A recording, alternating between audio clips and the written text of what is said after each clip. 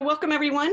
The agenda is types of changes. That's going to be picking up from where we left off last time. I added a new working document, the existing change management approaches, and I moved over there. We had this in the types document last week, but this was a bit of a description about what LOC is doing with their change management.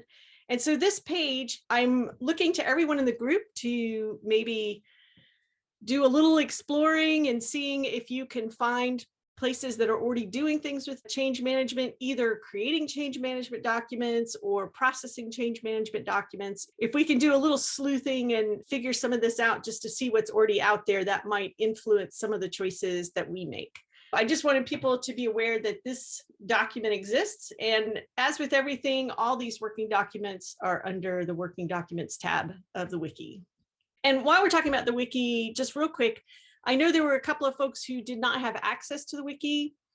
So I sent an email earlier. If you didn't get that email and you don't have access to the wiki, please let me know, because I'm in the process of trying to get everyone access. Before we start, the primary thing for us to work on today is the types of changes. I thought the best starting place was to look at what we had set up last time and just see if that's still where we are, if we think this covers everything, or if there's something else we need to put in the list.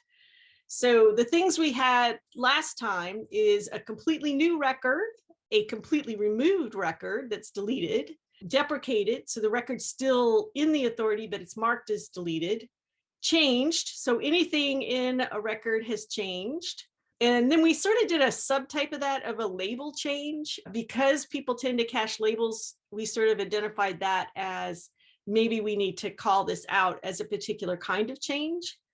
And then we had a split where one term gets split into two or more terms, and a merge where two or more terms are merged into one. I will comment that on that last one, we did say that this may be a subclass, both actually split and merged may be a subclass of deleted or deprecated, since the originals no longer exist. Before we move on, I wanted to see if there were any other types of change that people have thought of since our last meeting. Lynette, this is Vitus. I don't know whether this would be within the scope of this working group, but in mark-based authority service, we also rely on the authority provider to keep track of headings that at the time of the initial check had no match. But at some later point, a match becomes available, and the library is notified when that happens, and data is provided at that point. And a variation of that is at the initial point of checking, there may be a partial match, but at a later point, there is a full match. And again, we rely on the authority provider to send a notification when that happens. Yeah, so that's an interesting use case that we didn't have last time. I think that we can certainly see how that fits in with everything. That's almost on the search end of having a missing and what happens with that. And so let me think about that some, and unless others have thoughts on like how that would fit into our types of changes, this might actually be a separate subject that we want to look at. One thing that it could be interpreted as is a null to an actual value. In other words, this doesn't exist to this exists as a change, quote unquote. I mean, it's sort of the reverse of a deletion. So Vitus, how do you distinguish between just somebody typing in a typo versus something that's valid but is a true miss? Well, you may not know. I think there's an assumption that, okay, there is a heading like this, and currently there's no match within this authoritative source, but there could be at some later point. Let's say it's the LC nav, and we don't know whether that will happen or not, but it would be nice when it does happen that you be able to link up with that authority record. Yeah, Lynette, I'm just thinking about this from the perspective of, do we keep track of all typos ever typed into QA on the hopes that at some point a valid string pops up for a typo? I'd kind of like to table this one just for now and leave it there as a potential future subject, simply because this is more on the search end of things than on the, how do we serve up a change management. I do see the connection there when there's a null value to actual value, making that notification part of the change management stream. Yeah, I'll just put it here. It could well be new. It's just a matter of it was a desired existence one versus an unknown existence one. A known item missed versus an unknown item missed. I don't know. I think it's interpretable as new. Yeah. Yeah, that's how I would look at it, is that it is new to the authoritative source, but it is something that a library already has expressed an interest in knowing when such a authoritative headings becomes available. Yeah, I guess part of the thing that I think that I struggle with is that you specifically requested it, but not everybody requested it. And so does the whole thing go out in the feed that goes out to everyone versus specific notifications to institutions that actually were trying to find that particular term? I mean, Yeah, I guess that's the difference between providing change notification to a to like a system in the middle like QA versus providing notification to a particular library that is a customer of a service. I mean, that seems, when we think of terms being added, and I think Lynette's point about getting a monthly or quarterly or whatever is a sort of workflow dependent on the sort of term list being worked with or vocabulary being worked with. When that list goes out, it is all the terms that were accepted, and then of course all the terms that were not accepted. So I think one of the things that Vitus may be asking about, what seems totally possible in the sense that maybe like a tick box at some point in that production, where you're suggesting that when this specific term is available for production use, then notify this user who did the suggestion and or proposal. Is that kind of what you're suggesting? Yes, yeah. I mean, even like in a work like for instance in our workflows, a cataloger may need to create a label for an entity, and in the course of cataloging, let's say in Sinopia, and there's no nav record for it yet. The cataloger created in OCLC. It's not immediately available, but it will become available at some point later. And we could get the record in some other way, but it could also be a possibility that we could rely on a authority service to provide the record when it becomes available, when it is distributed. I definitely think there's room for more conversation on this one, but I think just to keep things moving on the types of change that we've already established, we might put this one down and everyone can do some thinking on it and see how it sort of fits in with some of the other decisions that we make. One of the things I was looking at doing this time was to identify for each type of change, what information do we want in the stream that comes in the change management document?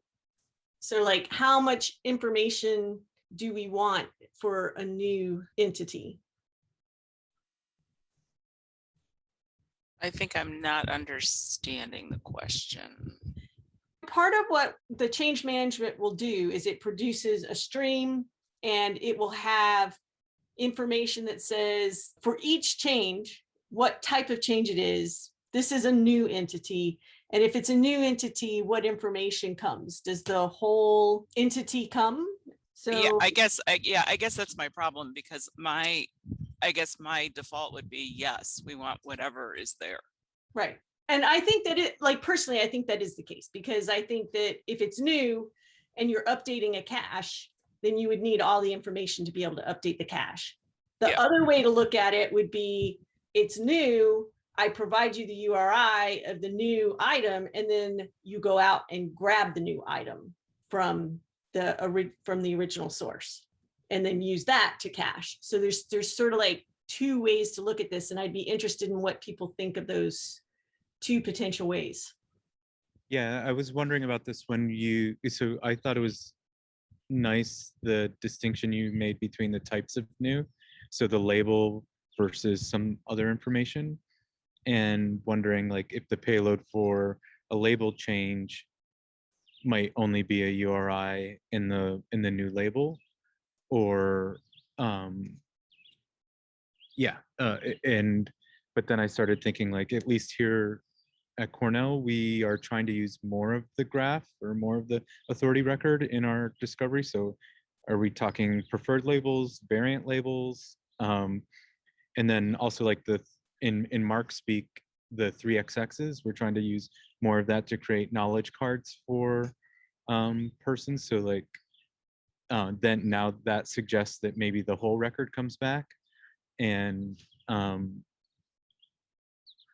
so the easiest, or maybe the simplest thing would be just every time send the whole record back, but maybe not everybody wants to deal with the whole description.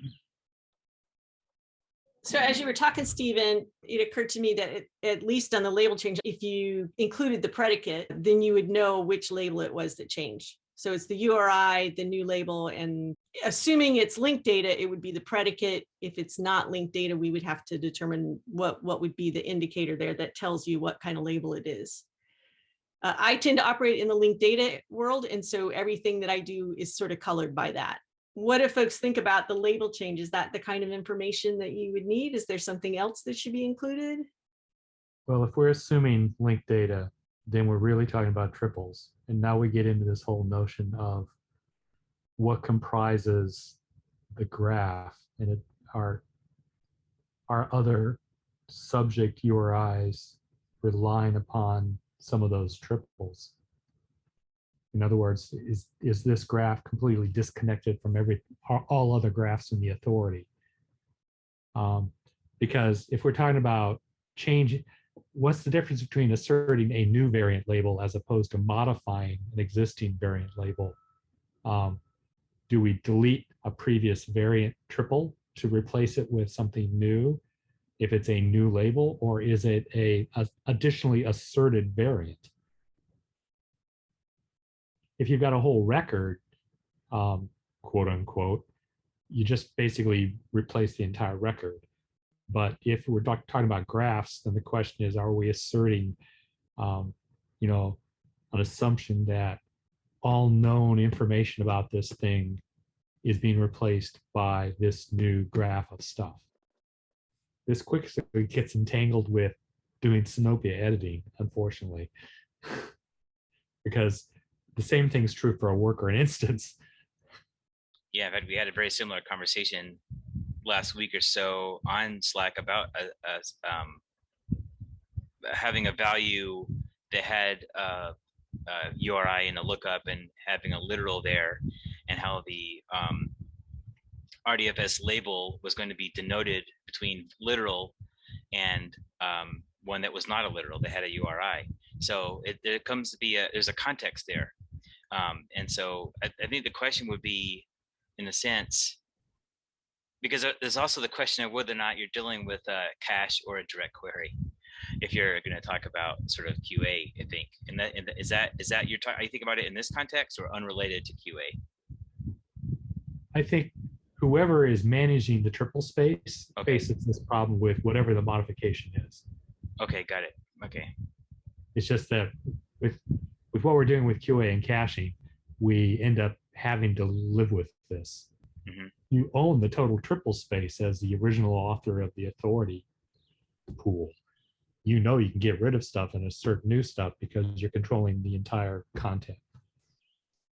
Yeah, and this would be true even in a Mark environment. If we added a new 4xx versus changed a specific 4xx, that like just getting a label, getting a message that said, this is a new variant label wouldn't be enough to know whether or not you just create a new 4XX or replace one that's already in the record. I've added a couple of extra fields based on this. We have the URI, the new label, and I put predicate, but it could be some other kind of identifier that tells you what's actually being changed, what label's being changed, whether it's variant or primary. And then you identify whether this is a new label, in which case there's no additional information we need to add because it's just a new label. And so it's one triple being asserted, or replaces label, in which case then you also have to include the literal of the replaced label so that you can identify which triple it's actually replacing. Does that seem reasonable? Is that enough information?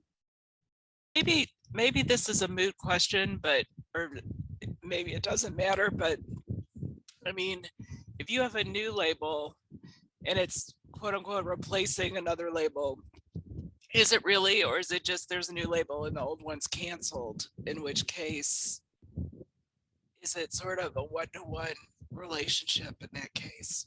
Yeah.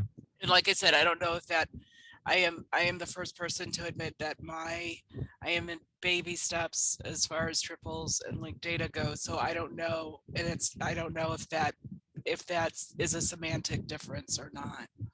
Actually, in relational databases, updates are defined as deletions and adds. So I mean, it's not a new notion at all. That updates are basically paired deletions and adds. Yeah, so I guess my question is, if you got a list of these, if they necessarily would have to be one-to-one pair, show up in pairs, because you could just have a list of, and I'm going to use Mark speak because I'm more familiar with, but here's a whole bunch of records that had 4XX fields added. Here's a whole bunch of records where these 4XX fields need to be deleted. And I don't know that you necessarily have to do them within the same, like here's the new one, take this one off, here's the new one, take this one off, rather than having, am I making sense at all? I'm sorry, I'm an idiot when it comes to this, but no, this is perfectly aligned. So if we reduce requirements to be thou shalt deassert stuff that no longer exists, you shall deassert it explicitly, and thou shalt assert new content, then an additional variant label is a single assertion, and an update is a deassertion and an assertion. So you've gotten rid of update as a problem, and you reduce it to deasserting when necessary and asserting where appropriate. Yeah, I guess I'm wondering if it isn't easier to, if that's less steps than in some sort of way. If you're deasserting the main label, the authoritative label, then there is the need to also find uses of it in your database to update it, if that's the one that has a label change. But if it is a variant form, could one make an assumption that this is just information, is for making a cross-reference, but it's not actually used in actual data, and therefore there is no need to go and search for that label being used in actual data and update it to whatever the new variant form is. And here's where I'm going to assert my ideological soapbox. Thou shalt should have been using the original URI and resolving that URI all the time and not replicating the label, because now you have an update anomaly in your hands. I guess to push back a little bit here, we store the variants and index them so that you can search on them. So like, we have to have it locally cached if we want to search. It's more useful as a search value than it is as maybe as a display value, or certainly is equal in terms of providing access. So yeah, and that's what we do with the MARC authority record. Whenever there's a change, we simply replace the whole thing. But if the change is to the 1XX, then there are additional steps to be taken to update your database. But if the change is not to the 1XX, but it could be a 4XX or some other fields, then we simply allow it to allow the index to be updated according to the latest version of the authority record. Yeah. So what I'm kind of hearing from the discussion is that there was sort of a question about whether or not we should do a label change versus a delete followed by an add. And then a question about whether or not labels should be cached, and an indication that that's pretty common practice. And that's been my experience as well. Initially, we kind of singled out labels just because of the fact that they do get commonly cached. So I'm wondering what folks think about that. Like, how would the delete add play into that? So the one question I had when folks were discussing this was like, what happens if someone deletes a primary label and there's always expected to be a primary label, but there's no add after that? So like a heading is just canceled. Yeah, it almost seems like, I mean, as I said that, it's like, it seems like that probably shouldn't happen just because the authoritative provider would not want, that would make their record sort of not in a state that they would prefer. Yeah. And so it shouldn't happen. So maybe it's not something to worry about. Right. And I guess part of that is going down to how the required data is like going to be a minimal required data for the entity to be stored anyway. So Yeah. we would think that that would be one of those pieces of required information. Yeah, the only the only sort of practical example I can think of is because I deal with mesh headings through the National Library of Medicine, and when they update, sometimes they'll cancel a heading, but but that always moves to well, subject headings, I mean, sometimes the subject heading does just disappear, but usually they say, they might use it to, it is hierarchical. So they might say, use the higher up one, or, there's usually some sort of substitution, for that. They usually don't have it just like, well, this is canceled and you just take these out. Usually these are canceled and you use this instead. Yeah, I think that probably comes in the deprecated. Yeah. Something's gone away and you're going to point to something else. Yeah, I'm trying to think if there's ever a case where, I mean, certainly with names, I don't think that happens because it's not like people it's not only that people would have to cease to exist, they would have to cease to ever exist, which, unless we're doing some weird Marvel Universe thing, I don't think that happens. Because there's, if you just flat out canceled a heading, there's still stuff out in the universe that caused that heading to be made in the first place. So I can't think of a case where, with names at least, that would ever happen. But I know there's probably something, because there's always something. But one of the things that I was going to ask was, are we talking about both names and subject headings? Part of me wonders if it might be easier to break this up in maybe I'm wrong, but to break this up into, we're talking about on the one hand names, and then I think subject headings are a different story. Yeah, so my in the ideal, I would say that we keep this general enough that it doesn't matter what it is that's being changed, whether it's a subject or a name or anything, a genre, that it doesn't matter what the ontology is, it doesn't matter what the thing is, that these kinds of changes would apply to everything.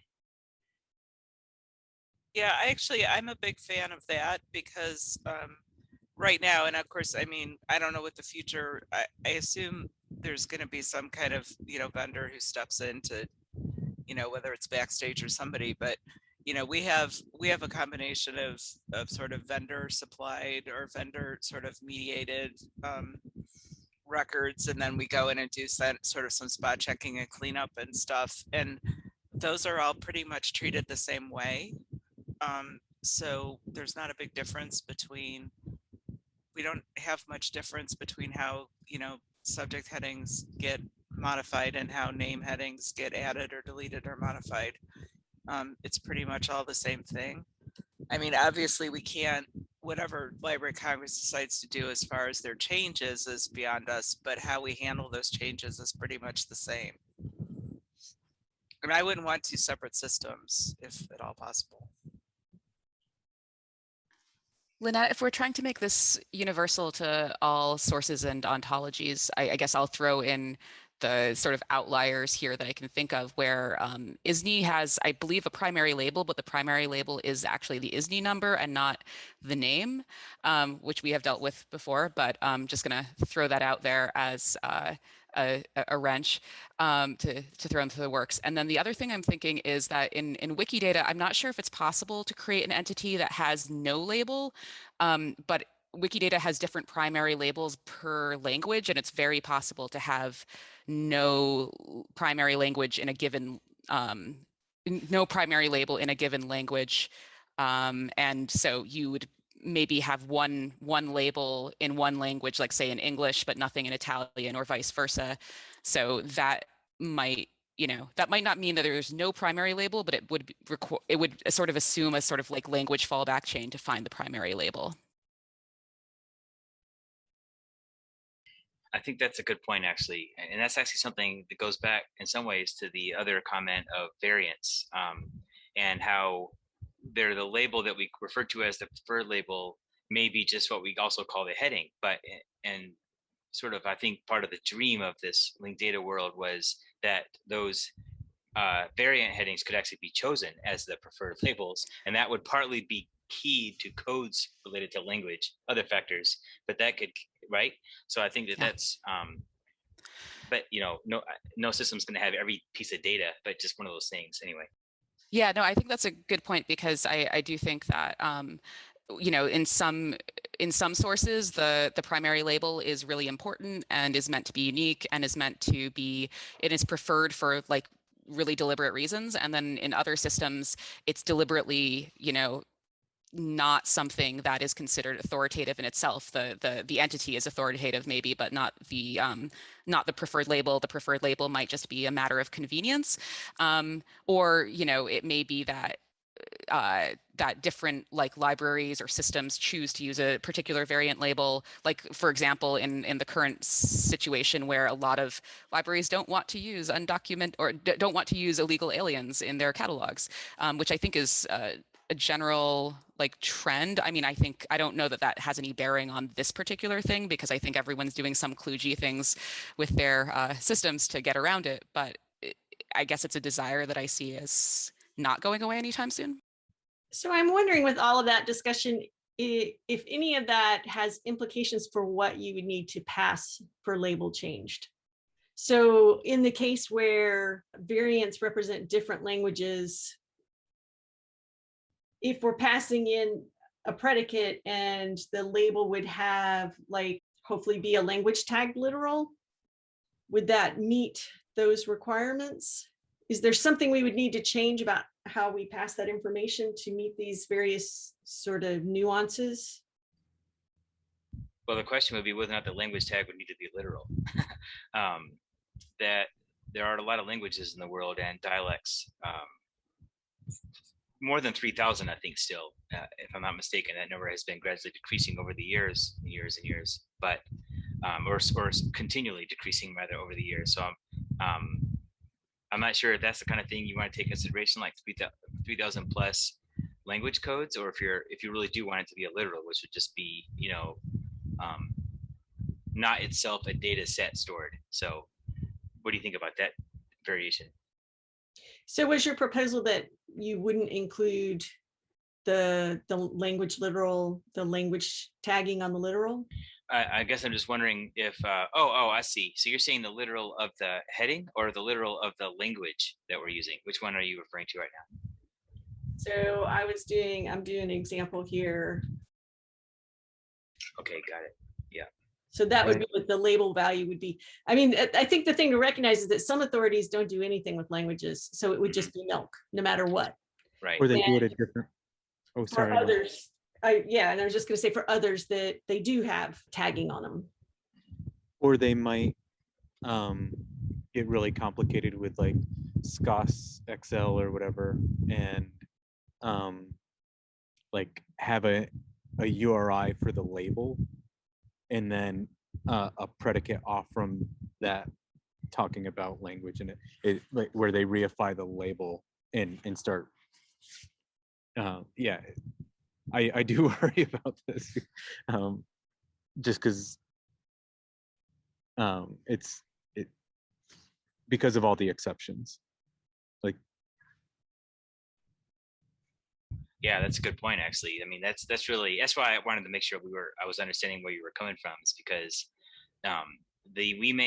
is the tagging of a language going to be a formal thing, or is it an informal thing? And then once it gets formalized, that assumes that there is already a protocol for the total formality of it across every language and dialect. So if those all need some kind of code, then that will be a thing. So, but that is where you're adding another level of machine operation that allows those variant preferred headings or preferred labels to be seen if it's going to be based on language. So it is kind of complicated. Is that kind of what you're thinking about, Stephen? yeah, just that there's different approaches to tagging or making clear what the language value is, and then both in terms of like the RDF patterns, but then also which language vocabularies are used. So it falls on the consumer to know for each vocabulary how that's done and account for it. Kevin, I'm wondering, how does LOC, do you have anything that that you do? Like, do you cull out label changes separate from other kinds of changes? No, we don't. Not right now. We're actually working on trying to do just that. For the very simple reason, it has a lot to do with names more than anything else. But so thousands of name records are updated on a daily basis during the work week. Drops off on Saturday and Sunday. Anyway, the vast majority of those changes have nothing to do with labels. So we are actually looking at how to create an update feed of some kind of publication feed that would allow users to know, hey, the authoritative label here changed. So, John le Carré died and they added his death date to the authoritative label. So pay attention to these. Right. If a cataloger updated a source, like we found this name also used here, that, we're not really focused on that right now. We're mostly focused on the labels. We're undecided about what happens with the variants. Variants are really tricky. Just because they're just tricky. Do you publish a feed for variant changes to variant labels? How do you track it internally? Because as Amanda was saying earlier, it's MARC records are all or nothing when they're updated. You just have no idea what changed. Anyway.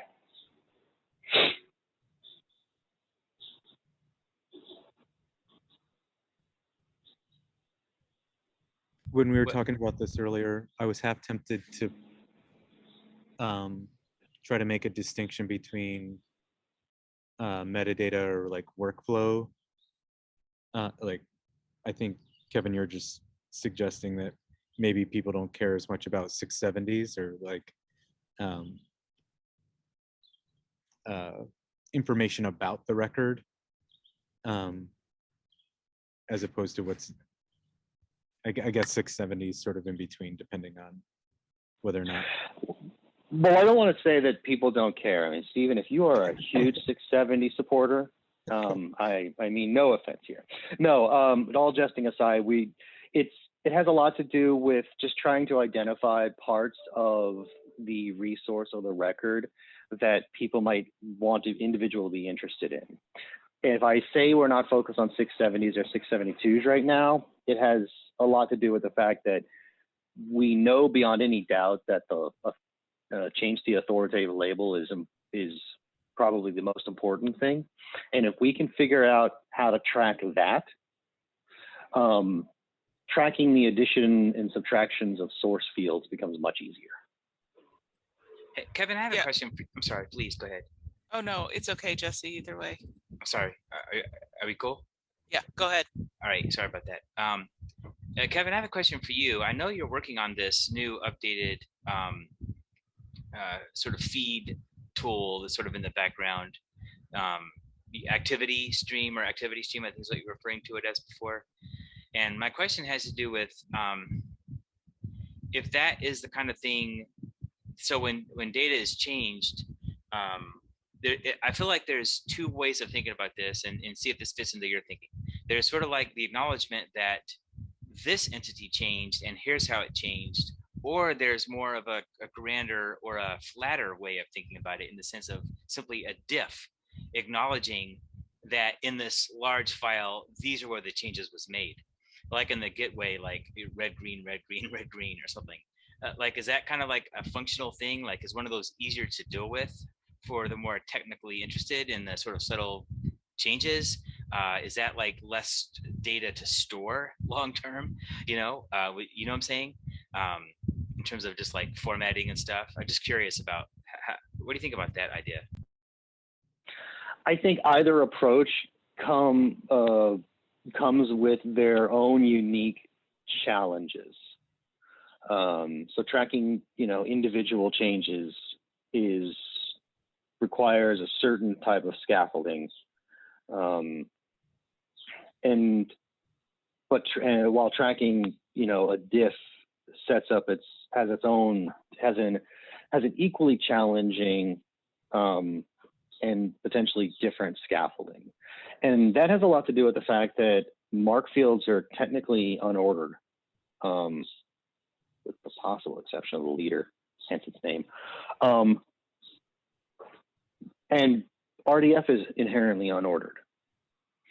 So trying to do diffs on these things requires you to do some manipulation of the record under the hood in order to track it properly, which is why I say that it's not impossible. Each approach comes with a different set of challenges and a different type of scaffolding.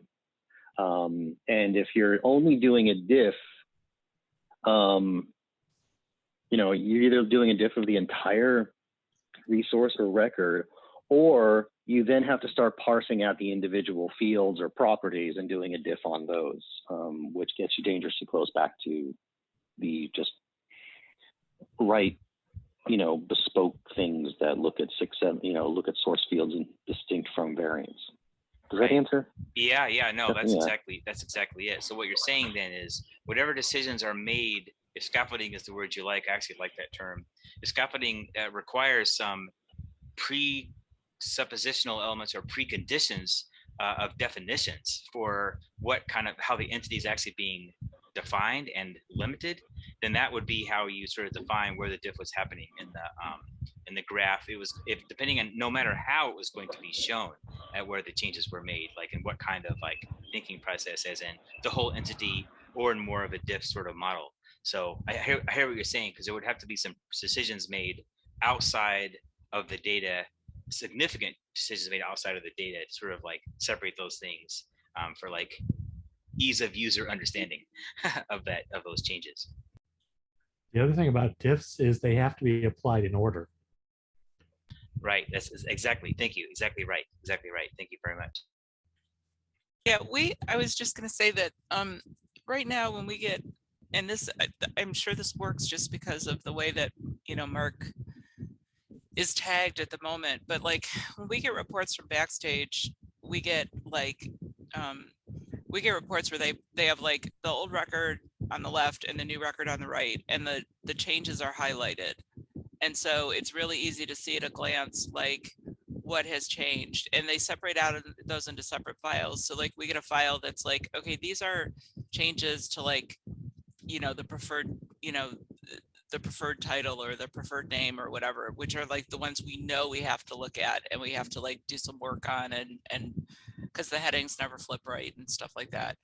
The 400s, if the cross references change or there's an added 670 or something, we might eyeball those, but basically we just ignore them because the new records are going to get loaded, and it doesn't really affect any of the actual work we have to do. So it's like, I think it really is important to have that distinction between, just on a practical kind of too few people trying to do too much work sort of level. It is, to us, it would be really unhelpful to have a big list of just like, well, these are just things that changed, without knowing, sort of by looking at it, like if that's something we actually need to like give our attention to, like, it's a big change, or it's just like, well, somebody added a note or something, which is like, okay, that's nice, but the record will get downloaded by our vendor. We don't really care, it'll be in there, but nobody's going to look at it. It's not going to affect our patron's ability to find anything.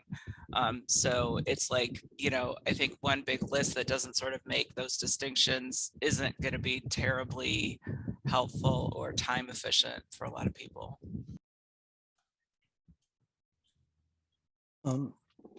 Since the interest of this work group is in identifying best practices and documenting them, I think I'm hearing a couple of best practices questions here. One is the format of the notification and how granular it needs to be, so that people who receive the notification can make appropriate choices. And the other is maybe a best practice for systems that cache authoritative data, how they should update, what determines, what would be appropriate to update. Would it be like whatever data you have cache in your system, if something has changed, you replace the entire cache data? Or something like, whether it's okay to insert a triple to add a, let's say, an alternative label, as opposed to replacing what you have cached previously. So I think these are some excellent questions that are being brought up.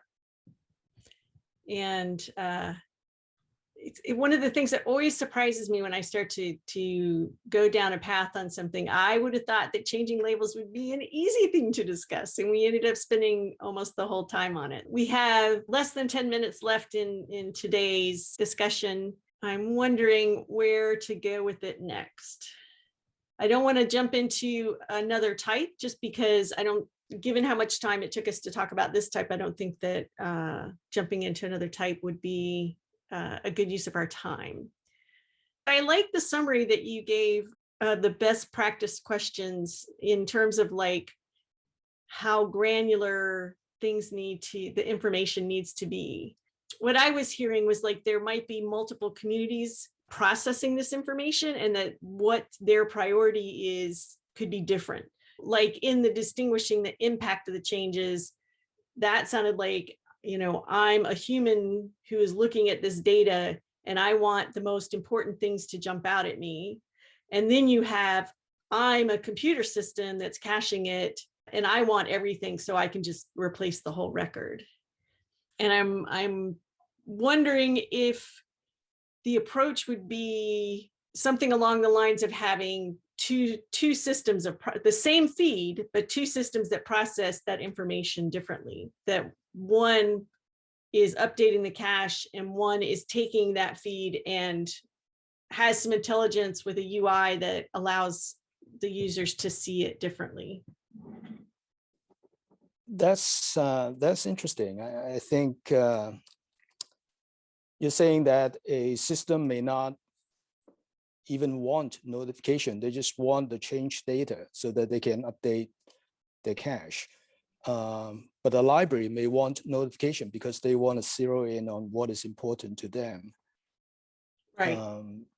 It's kind of the difference between I'm keeping the world, and so I need all the updates that happen because in my cache, I have everything. And so I just want to make sure my cache matches what's out there versus I'm a human who has to understand what has changed and make some decisions based on what has changed. And so I don't want to be distracted by trivial changes. I want the changes that have a real impact to jump out at me somehow.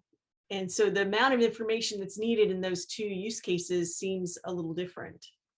But if your system is not just caching all the data, it also needs to take action based on what has changed. Let's say you're Zenopia and you're maintaining a data store, and you know that this has been used before, and now you receive a notification of change and you need to do something in order to update your database. That may require some information as well, and not just that, okay, something has changed, I'll get the latest version.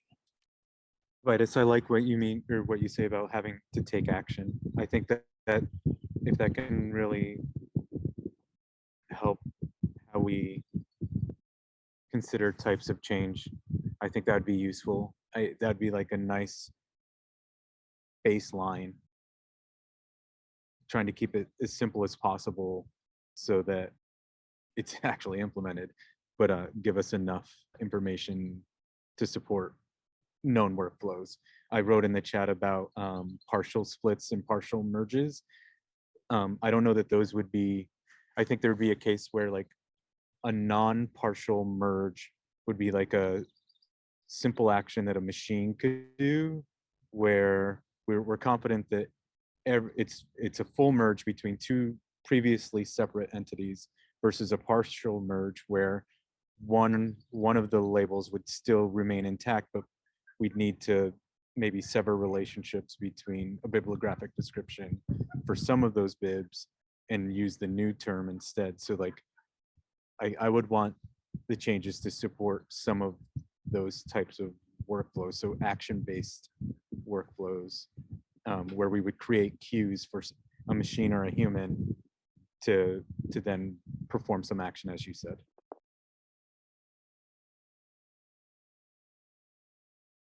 So I know I'm going to have to do some thinking based on some of the questions that were brought up this week. And so I wonder, since we only have like a few minutes left anyway, if we just table the discussion for today here and think about some of these and what impact it has for a stream of data changes, see where we get next time. Any other comments before we close out today?